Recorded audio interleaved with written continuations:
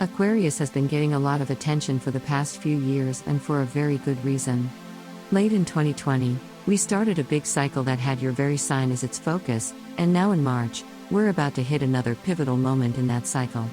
With that said, this month is really not the month to sit down and relax. There's much that needs to be done. Right away, we start with a new moon happening in your second house of finances ruled by the luckiest planet, Jupiter. This is quite the favorable transit that likely triggers the beginning of a cycle of a positive financial influx in your life. This is especially true for those of you who are 25, 37, 49 or 61.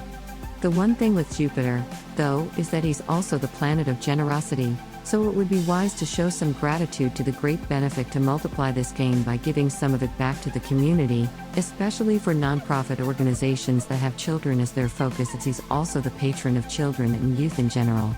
With Jupiter, the more you give, the more you get back.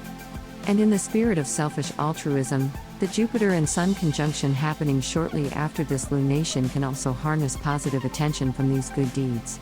This is not to say that you should only give when you know you'll get something in return, but a little mutual benefit is always welcome.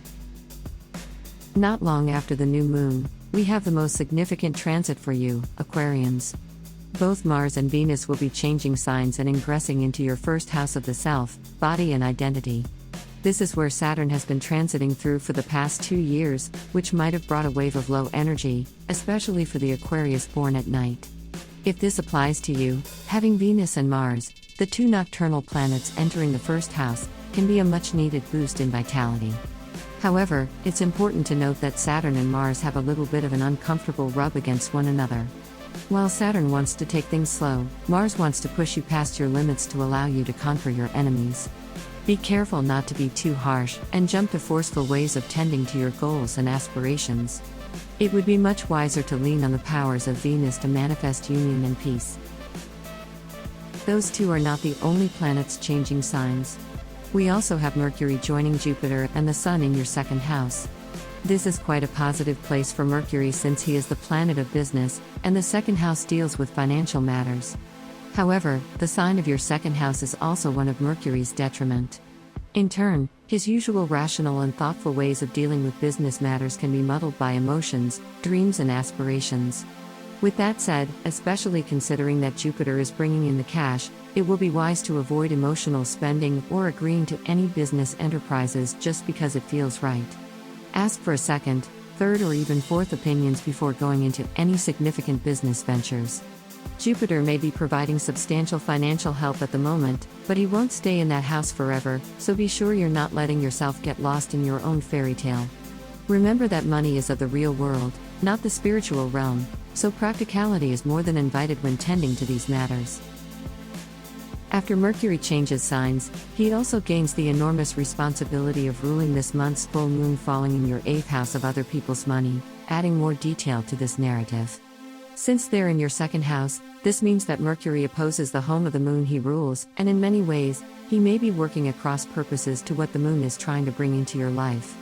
This could mean in the heat and excitement of the Jupiterian blessings you're getting this month, you get overconfident and might have a tendency to forget bills or even to write that grand proposal for your next big project. While this is not a significant issue, you have the control to make sure this doesn't happen. Set reminders if necessary. After the full moon, the month comes to a close with Venus and Saturn conjoining in your first house. While Mars, who is also there, will do the same shortly after bringing a certain degree of difficulty in the coming month, the end of March on the 28th will be the time to take advantage of Venus' blessings. She's all about peace, and Saturn makes sure it's long-lasting. Since this is happening in the house of the self, you can take advantage of this easier time to prepare for the coming month by having any more complex interactions with your peers at this time. This transit can also be good to sort out difficulties related to your home, family or possible travel plans coming shortly. March is another step on a major cycle for you, Aquarius, so take advantage of the many blessings being cast upon you at this time.